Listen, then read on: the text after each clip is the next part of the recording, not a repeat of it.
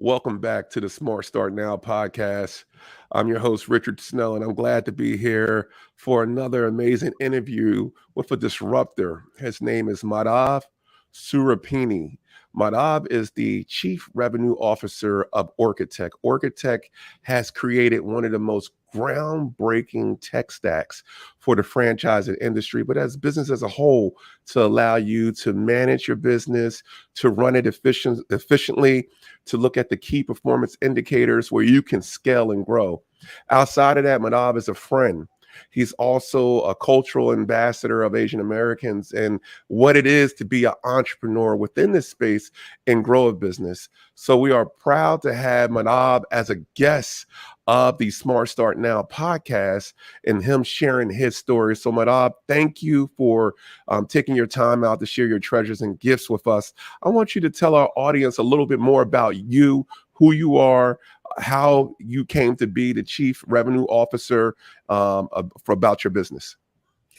Absolutely. But first, Richard, I just got to say thank you. You and I connected almost 2 years ago at IFA, and it was a chance encounter, but, it was one of kindred spirits, right? We kind of have a similar background, kind of understand the industry and some of the similar challenges we face while coming up in the industry.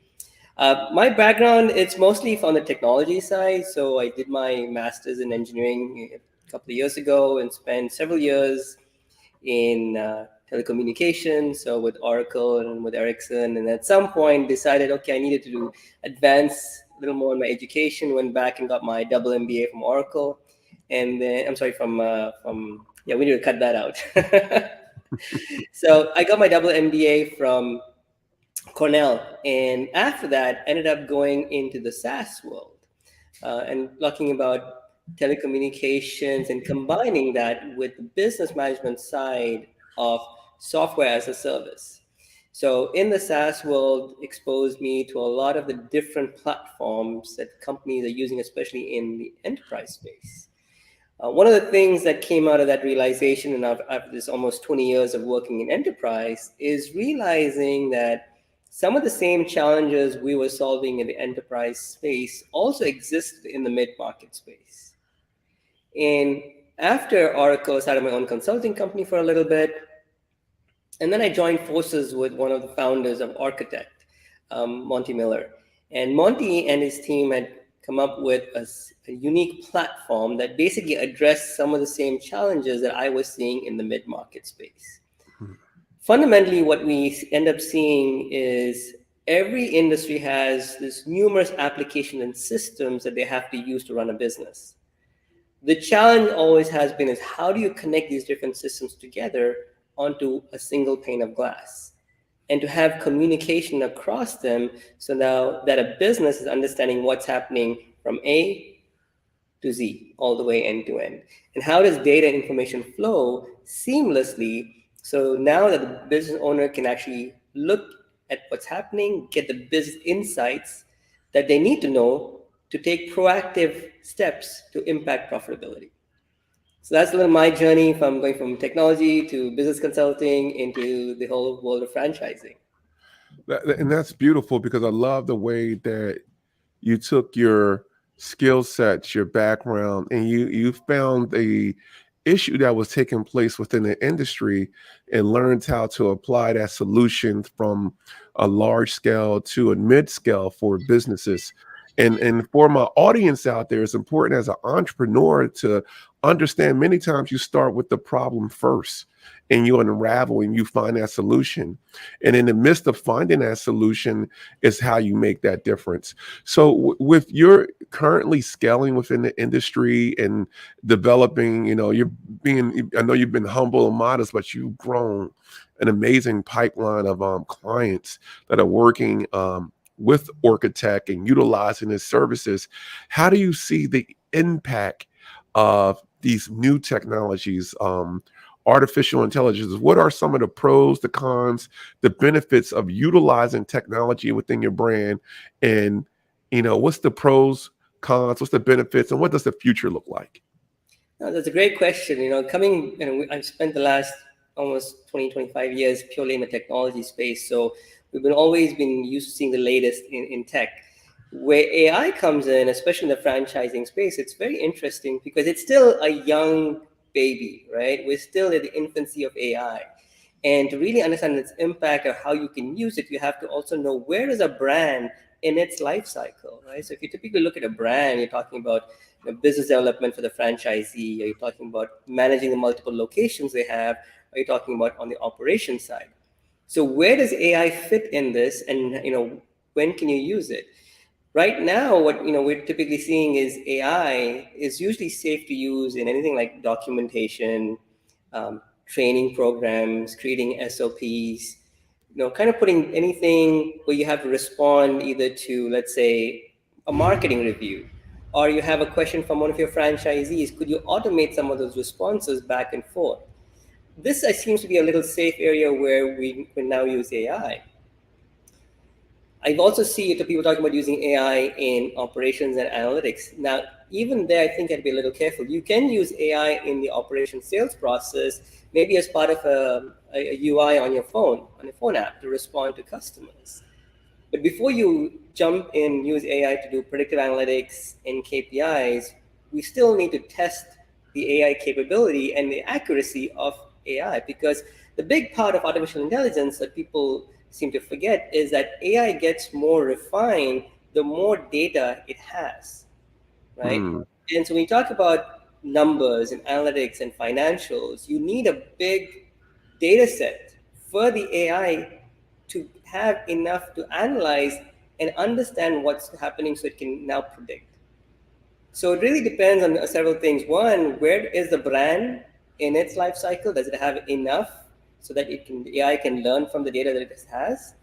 Or if you're still young enough, then use AI within documentation, within the training, within as a chatbot to respond to customers or to reviews. So it depends where you want to use AI, where the brand is in its life cycle. And based on that understanding, that is going to be your AI strategy. So you can grow and evolve with it as even the AI gets more mature and gets more refined. And that makes perfect sense. So, just paraphrasing, looking at the AI to support with administrative tasks early on in your business life cycle, but as you create more data points and more information from the AI to learn from, then you can utilize it from that standpoint to help you with scaling growth.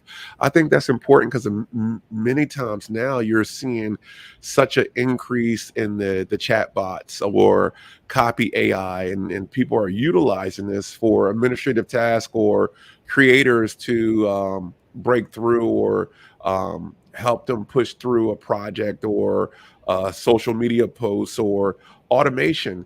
And I'm glad that you're bringing in the difference because for everybody that's not within your space, we put the two worlds together, right? And when you think about a CRM or a tech stack is your foundational um, baseline way to tether all of these different technologies together. So really that's the heart of your business in which you're creating to create the efficient process. And AI is the learning component that can support and automate some of the administrative tasks that's attached to that tech stack. So I'm glad that you're sharing this because for the audience out there, if you don't have a knowledge of how to utilize technology to advance and scale your company, you're behind. So you need somebody like Orchatect or Madhav to that's an experience, that's a professional within the space to support you to create these baseline functional structures, allowing you to scale. You don't scale when you look at your report, you say, I'm ready to scale. You begin to set the baseline up front to be able to take that next step path or evolution within your business cycle. No, Um, that's a great point. I think SEO, content creation, this is where right now today AI can be really used, right? And because it also allows you to look at the response from the AI. I mean, ChatGPT, everybody's talking about ChatGPT. Great, but what ChatGPT gives you is a baseline, right? right. And then you can refine from it, and that's how you should refine from it. And so coming from where we stand, we're a little concerned when people start using AI right now for doing analytics and Yeah.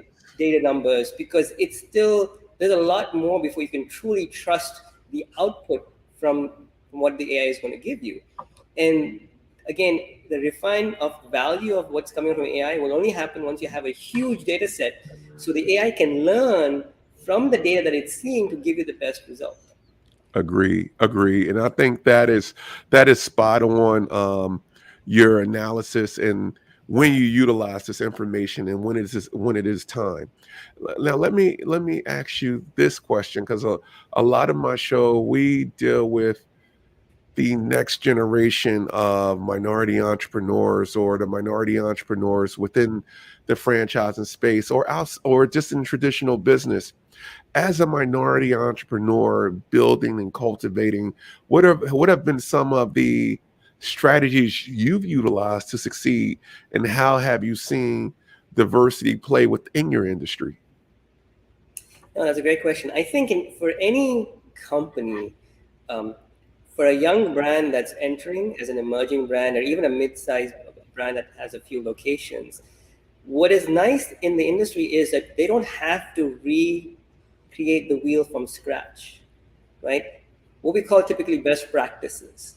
How do you reuse the best practices so you don't have to go through the same up and down journey that the other brands have, and how do you reuse that to save you time and money? And this is where coming to the right, you know, tech stack, or using the right tech stack, or understanding what is my technology stack that I need to build for my brand, not only for where the brand is today, but where the brand wants to be in 10 years from now, Mm, and how yes. to evolve that. Because you may use an ABC system today for your, but after 10 locations, maybe you need to upgrade that to something else. And maybe after 20, you need to upgrade that. So what is that journey, and how do you build a technology platform for your brand that allows you to grow and scale, and also put the requirements in the FDD? Because we see a lot where, you know, brands don't have a tech fee in there, or they have a tech fee in the agreement. It's not enough, or it doesn't give the brand owner the ability to go and rework that number 4 years from now, 5 years from now, right? Mm, As a young brand, I may be only using QuickBooks as an example, okay, $70, $80. But 3 years from now, I need to add QuickBooks plus something else, because now I'm growing. You have to create an agreement within the FDD that gives the brand flexibility to go back and look at what are the technology requirements, because those requirements change. Just like a brand's marketing budget changes, just like a brand's strategy changes, as well as the technology changes. And for the ZOR or the franchisor or the brand owner to be able to go back and say, I need to change and add to my tech stack, you need to give that flexibility in, put that in the FDD. So these are some of the best practices that we see for any young brand, right? You know, go talk to the right, your franchise lawyers or your franchise technology partners. We've all seen some of the issues, and we're able to prevent those issues from happening by putting in what we call best practices, right? That's where the right technology partner, like an architect, can really help young brands, or even brands in the medium sized, to avoid those issues that we know will happen in the future. and this is Manav key, and I think the information you just dropped for all my viewers that are new to the space, franchising space, he's speaking to the franchise disclosure document, and he's speaking to one of the fees, which is your tech fee, and having some latitude. So he's actually demonstrating for you that in the future, that tech fee, you're going to have the latitude to allow that to grow, to invest more within your space, because it's going to become the core of what you're currently doing. It's a fee that is going to grow. So for all of you that are creating projections, you need to have that latitude, or that provision, or that contingency built into your overall project plan, or even for the existing franchisee Azor. Start thinking out of the box of how technology is going to impact the way that your business performs. So, Madhav, 30 minutes is not enough for us to have a full conversation. Me and you have had conversations for hours, but Yeah. you know, I always tell you, and I give you your roses here, that you're a genius at what you do, and what you're currently doing is going to disrupt and currently disrupting the industry. And I see it as a platform that every brand is going to have to use some version of Orchatect tech stack at some point in their business life cycle, because it's not something that you have a choice to do, it's a necessity. So you either build it in house or you go to the professionals that have done it for years, Orchatect, to support you. Um, as we conclude and through our interview, is there anything, information, Madhav, that you would provide for an aspiring entrepreneur that has been your guiding principle? I think there's for a young brand or an young entrepreneur, do a lot of research because there's a lot of good advice out there from people who have already walked down this path. The second thing that I've realized is that find the right partners to help you through this journey, whether it's the franchising business or any business. You find the right partners who've gone through this journey who can give you the right advice. Because even though you may think, oh, I can't afford this team or this company or these people right now, in the long term, the cost of what you're going to give for them will benefit you to grow and scale much faster and avoid those pitfalls and costs that you're going to incur if you don't know ahead of what's coming down the road. So even when we started 5 years ago, we made sure that we brought the right team together, because I'm not an expert in everything, but I have a financial guy who's an expert. I may not be an expert in marketing, so I bring in the marketing person, right? And it allows me to grow and scale, and the company grow and scale, because you have the right team around you. You don't have to be the smartest person in the room. You just need to have the smart people around you, right? I mean, it's a great saying, and it works, but that also allows you to grow and scale faster. So that's my advice, at least from my experience. It's this journey of entrepreneurship. It's fun. It's definitely challenging, but if you have the right team with you and the right connections to help you grow and scale, it makes the path much smoother. Excellent. Madhav, I thank you just for taking this time out today and sharing your words of wisdom. And you're spot on. Team is important. Understanding the value that they bring, knowing that you need to have a circle around you that is smarter than you, because they all bring those treasures in for the overall good of the company. I thank you for just taking your time out with us to just share your knowledge and with my audience. I know they're going to appreciate it. Can't wait to give them this treasure. And if y'all need Madhav experience in any way, we will have its information in the link where you can go to its website, connect with him via LinkedIn, connect with him on all social media platforms, and understand and know if you have a CRM, a tech stack need, a need within the artificial intelligence space, somebody that's a knowledge resource, it's Orchatect and Madhav. So I thank you for being a guest here on Smart Start Now, and look forward to working with you in the future. Richard, thank you so much. Like I said, we always have an amazing conversation. And just I want to leave one thing to all the people, your viewers. Feel free to ask us any question. Knowledge is meant to be shared. We don't believe in hoarding it. If you have any question, send me a LinkedIn message or email. Happy to give you the best advice we can, and you can take that and then you move forward with the next thing. But don't hesitate. You don't have to hire us. We love sharing what we know. So feel free to reach out with any questions you may have. Excellent. And for my audience, that's a wrap for us here. And remember, smart moves are power moves.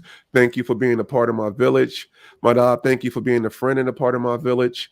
And until next time, enjoy, be great on purpose, and start your business and be a disruptor. Thank you.